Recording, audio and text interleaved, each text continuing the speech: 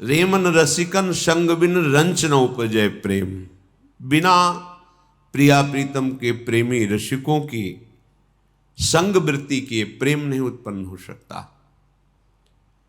यदि आप कहीं भी अपराध करेंगे तो जिन रसिक का संग करते हैं उन्हीं से आपका दोष दर्शन बन करके वहां से कनेक्शन कट जाएगा, संबंध कट जाएगा।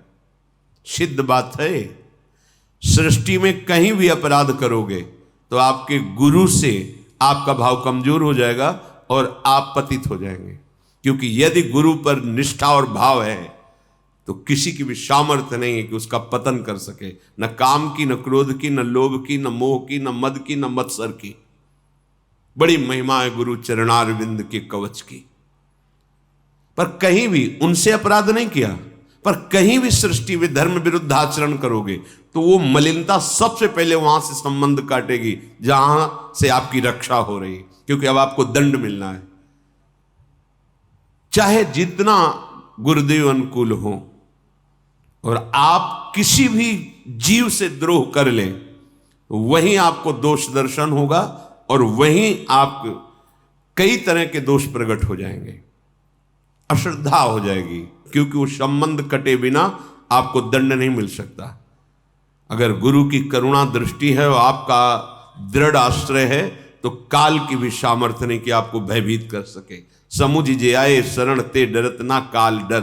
ये बहुत सूक्ष्म बात है, इसे पकड़ लेना।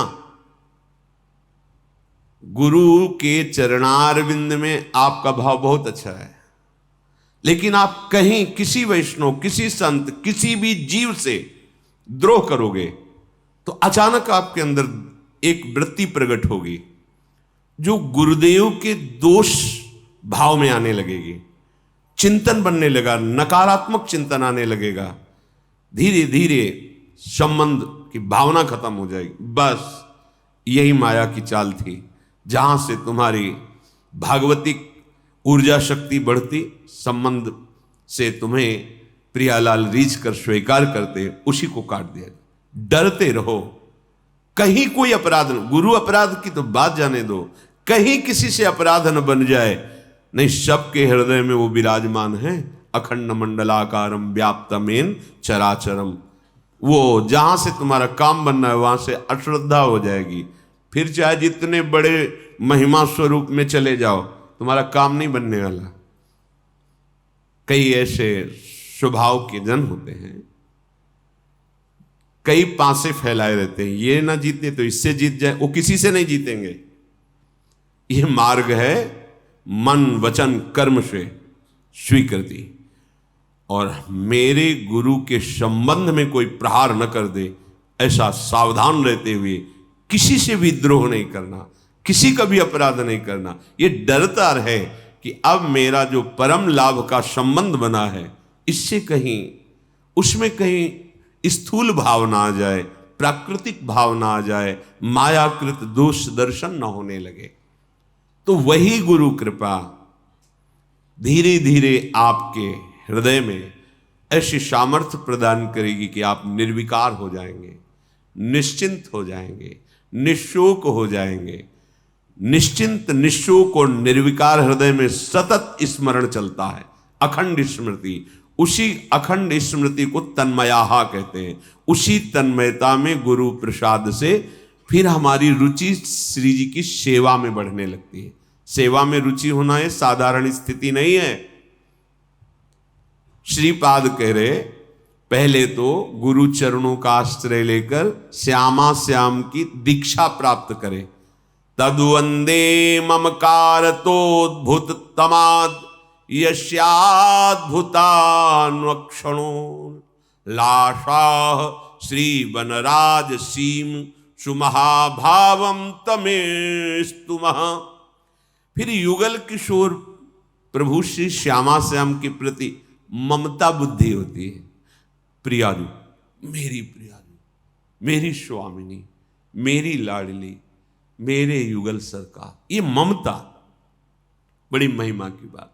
ये ममता कहां से उत्पन्न होती? गुरुदेव के चिंतन से। सच्ची गुरुदेव का आश्रय, शरणागति, दीक्षा, और जब वो कृपा करके लाडली लाल के चिंतन में भरे हुए तुम्हारा जो शरणागत भाव है उसको देखकर तुम्हारा चिंतन किया, तो जो ममता गुरुदेव के हृदय में प्रिया प्रीतम के प्रति विराजमान है वही अवतरित हो जाती है हृदय में। वो हमारी साधना नहीं है, हम प्रिया प्रीतम से प्यार नहीं कर पाते, गुरुदेव का प्यार ही हमारे हृदय में प्रिया प्रीतम की ममता के रूप में उतर जाता है। सत्य सत्य परम सत्य, क्योंकि इस हृदय को देखा है। ज्ञान विज्ञान वार्ताएं सब एक तरफ है, प्रिया प्रीतम से ममता केवल गुरु चरणारविंद की सानिध्य और उनकी भीनी कृपा दृष्टि से है। जब ममता बुद्धि श्री जी में हो जाती है तो प्रतिपल उल्लास प्रकट होता है। प्रेम सहित हुलसात सेवा श्यामा श्याम की कीजय मन ही भांत दिन दिन प्रति अनुराग सो। हृदय में श्री उल्लास, क्या पवा दूं, कैसे रिझाऊं, क्या करूं, हर समय श्री जी के लिए, लाडली लाल के लिए, जैसे मां अपने बच्चे के दुलार के विषय में प्रतिपल सोचती रहती, क्या पवाऊं, क्या पहनाऊं, कैसे मेरे बालक को सुख मिले, उसमें वात्सल्य है, वो मां है।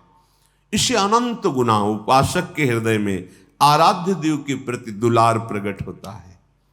ये ममता श्यामा श्याम की तभी प्रकट होती है जब जगत में समता हो जाती है।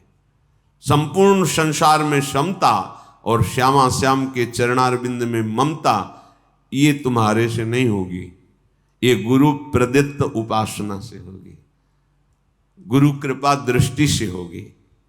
जो लोग कहते बिना गुरु के कल्याण हो जाएगा, हम कल्याण के विषय में नहीं कहते, लेकिन जो प्रेम की भूमिका है, ज्ञान की भूमिका है, उसमें गुरुदेव की कृपा के बिना नहीं।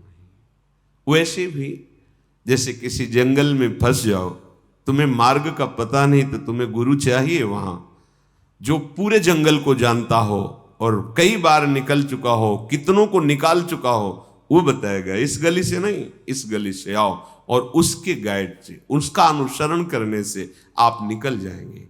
ये संसारण्य है, बड़ा भूल भुलैया का मार्ग है इसमें।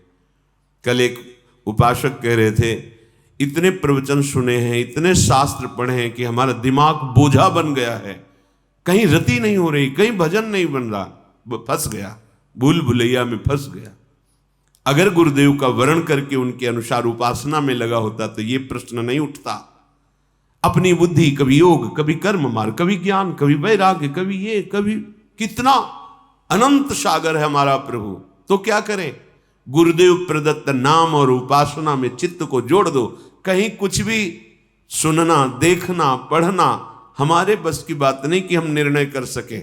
हमने अपने जीवन को गुरुदेव के चरणों में दे दिया। सुनेंगे, बैठेंगे, चलेंगे वही जो गुरुदेव ने आदेश किया है, उपासना मार्ग, बस कोई संशय ही नहीं। तो श्री श्यामा श्याम में प्रतिक्षण ममता बढ़ती रहती है। यही ममता आपके हृदय में निज रूपाद्यंतरेणांतरेपि निज रूप को प्रकाशित कर देती है। ये हमारा निज रूप नहीं, ये पर रूप है, पांच भौतिक शरीर, प्रकृति जन्य है ये। यही तो भ्रम पैदा हो गया है कि मैं हूं, और ऐसा भ्रम पैदा हो गया है कि स्वप्न में भी ये स्वीकार नहीं हो सकता कि मैं नहीं हूं। इसी भ्रम को गुरु कृपा नष्ट करती है। गुरु प्रसन्न साहब अनुकूला मिटी शकल कल्पित भय। ये जो भ्रमात्मक कल्पनात्मक हमारे अंदर बैठ गया था, सुख दुख का भाव, गुरु कृपा से नष्ट हो गया, निहाल हो जाता है गुरु कृपा से। बस बात माननी है, स्वीकार करनी है। तो कह रहे श्रीधाम वृंदावन का आश्रय और प्रिया प्रीतम के चरणों की शरणागति रूपी दीक्षा लेकर गुरु प्रदत्त उपासना से प्रिया प्रीतम में ममता और संसार में समता प्राप्त हो जाती है। जीव ही प्रिया प्रीतम में ममता प्रतिक्षण वर्धमान होती हो, प्रीति का स्वरूप है प्रतिक्षण वर्धमानम। इतना सूक्ष्म है कि समझ में ही नहीं आता उपासक को कि हमारे हृदय में प्रेम बढ़ रहा है, तभी वो दैन्य रहता है, नहीं तो अहम हो जाए। अहम हो जाए तो फिर प्रेम नहीं है वो। सूक्ष्मतरम प्रेम का स्वरूप है। वो ऐसी ममता प्रगाढ़ होती है, निस दिन मिले ही रहे मनो कबहु मिले ना।